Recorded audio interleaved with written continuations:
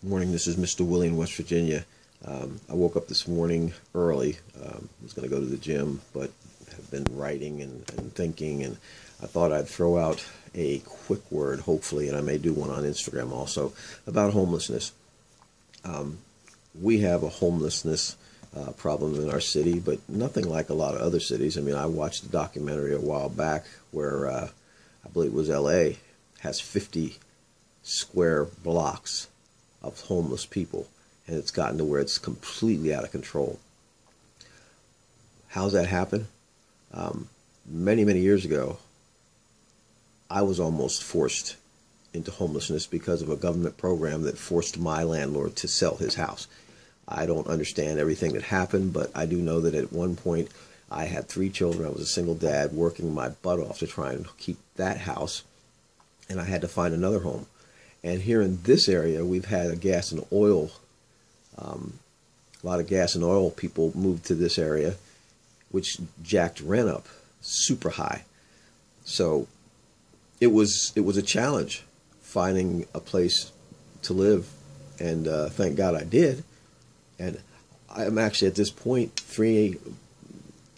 almost 3 years away from being a paid-off homeowner, and that's come with trusting God, working really hard, and trusting God some more.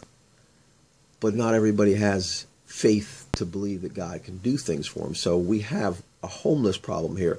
And I want to just share with some of you that homelessness doesn't mean people are trash.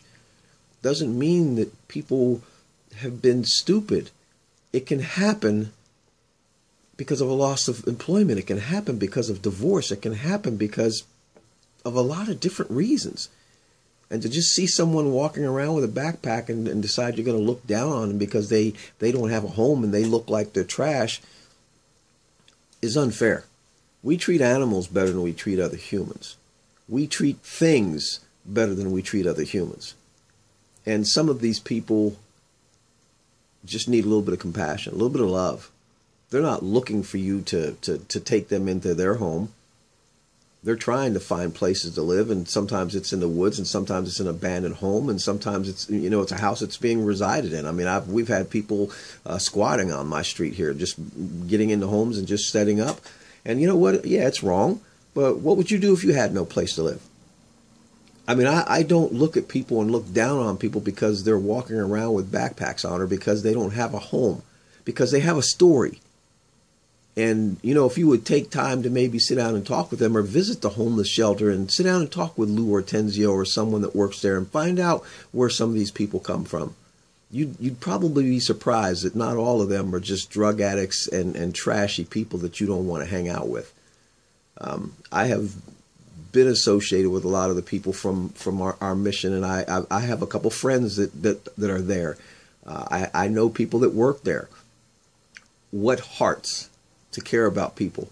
And it's not just about caring about homeless people. They care about homeless veterans, and they've set up programs to try and get them housing, because it's in our country, it's kind of ridiculous that a person that went and fought a war to protect us can come back here and not have a home.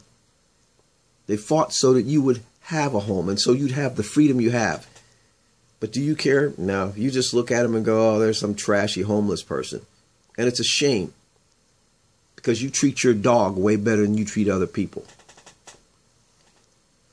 Shame on us.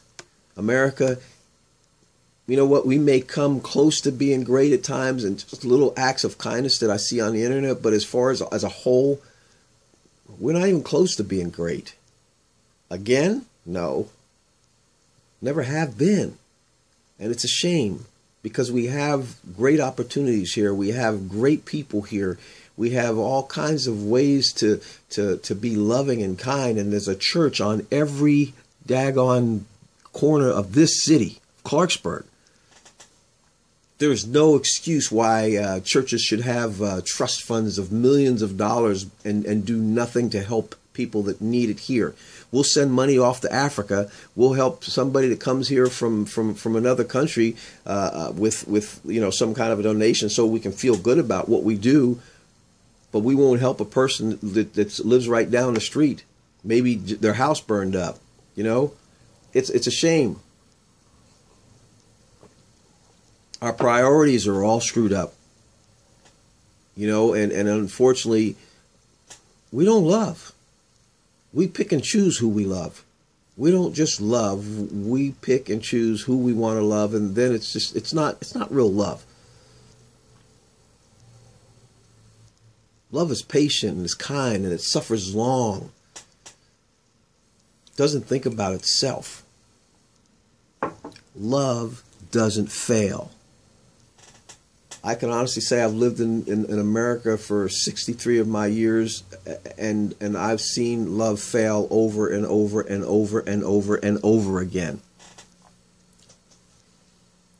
Did you know that people can become homeless out of divorce and it not even be their fault that they're being divorced?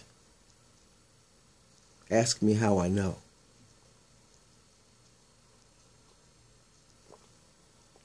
The law, politics, this country and the way that its economy runs, the way the job market is, the way the stock market is, there are so many ways that a person can have his legs chopped out from under him, and all the while trying to do what's right in this country. But you know what? That's just the way this country operates. So we need Jesus. We need the guy over my shoulder. You may need Jesus.